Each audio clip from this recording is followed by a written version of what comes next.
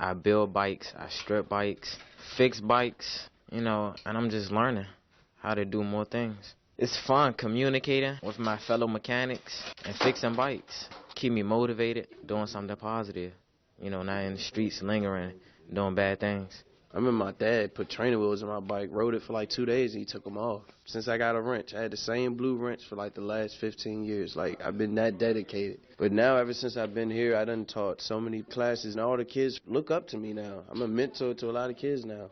This gave me more of a boost and confidence, because at first, I'm dealing with a lot of doubt.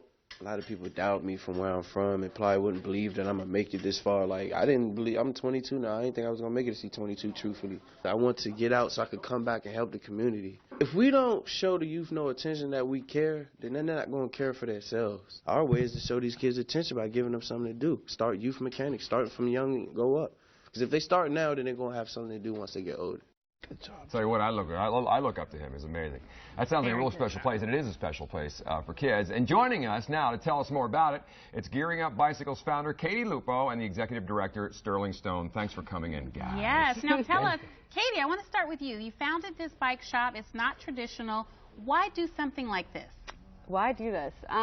So I was, short story, at school in Wisconsin and doing work in education and in economics, and I came out to DC for an internship. I was looking for a used bike. I couldn't find one. Thought it was weird, bought one on Craigslist, kind of sketchy, it's all right. Didn't think about it, and I went back to Madison, where I started volunteering at a place called Dream Bikes. The first thing I thought is, why isn't there one of these in DC? That is a community that needs it.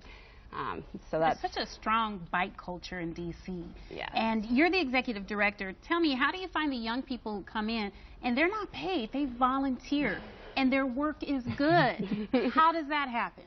You know, we find youth from the neighborhood that we work in. We're working like the Eckington, just north of Noma area. Oh yeah, I used to live. Yeah, so there. like they want something to do, and it's amazing when you put a wrench in a kid's hands.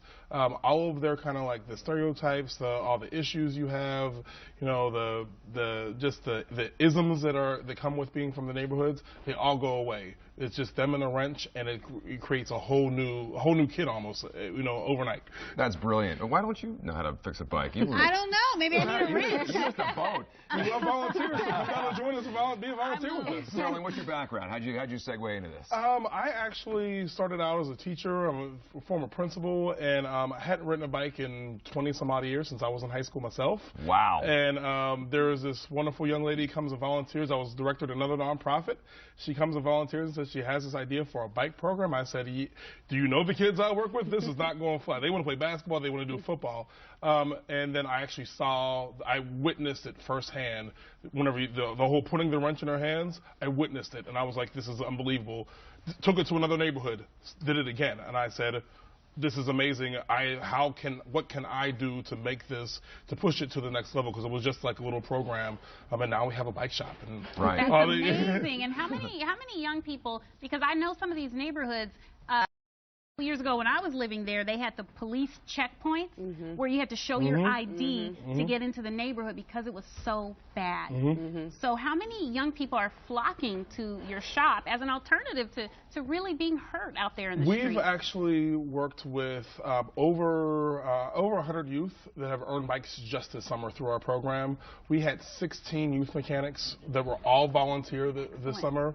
And you talk about, you know, the Trinidad neighborhood, Johnny, who was segueing into us, that he's actually from Trinidad. Okay. Lives in a neighborhood, is being now the bike guy over in Trinidad. That's awesome, because when he said he didn't know if he was going to make it to 22, that's a real fear. That was a heavy statement. Like, I was like, are you kidding? Yeah. And he was real. He was giving it. I was like, you got to be kidding me. That's so young. And look at him. He's thriving right now. You know why? 2 reasons. 1, 2, you guys are awesome. You guys are role models. Yeah. All right. Hey, listen, thanks so much for coming by, and keep it up with the bikes. I like bikes. My bike like bikes.